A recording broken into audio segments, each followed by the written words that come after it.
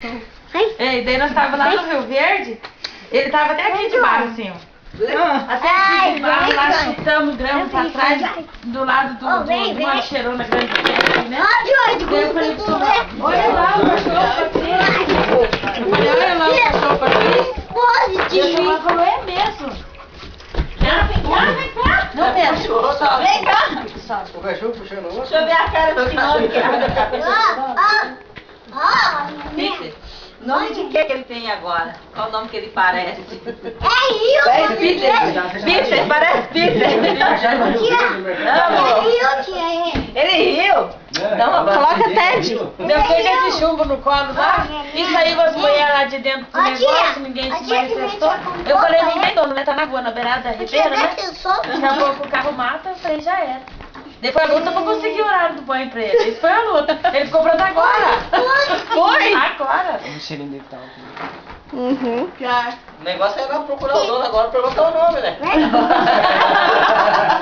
Ah, mas eu acho que não tinha nome, não? Vai dar uma voltinha?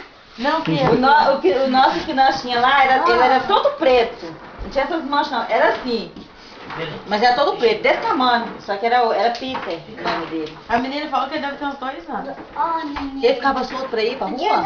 Ele tava perdido lá do lado do Rio Verde, lá em cima. Ah. E daí carro pra todo lado, né, filho? Daí eu fui, né, abaixei. O cachorro! Qual é o nome dele? Qual é o nome dele?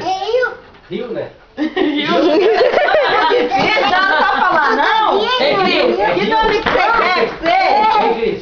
Rio.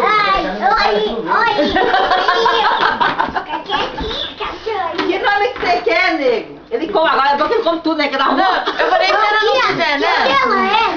Falei, se ela não quiser. Não, Pedro, não, você tá demais já. Deixa o cachorro. Deixa ele tá conhecendo, você não começa a socar. E tem um varzinho maior. Tá com medo de chorar? Ele gosta. Eu não sou de viver. Como que é o nome do cachorro, gente? Não, agora vamos, qual o nome? Vamos lá puxar. Vai aí. Qual o nome que você acha? Ted. Como é que é? Ted. Ted? Ted. É difícil, mas... Ted? Pode dar uma sugestão? Pode. Pode. Só eu falou Rio já, mas Rio não, Tá né? zoando, ele vai achar no inglês. Thor é nome forte também, né? É o quê? Thor. O nome do cachorro do cara dali, né? É? Thor. Ah, já tem? É Pitbull?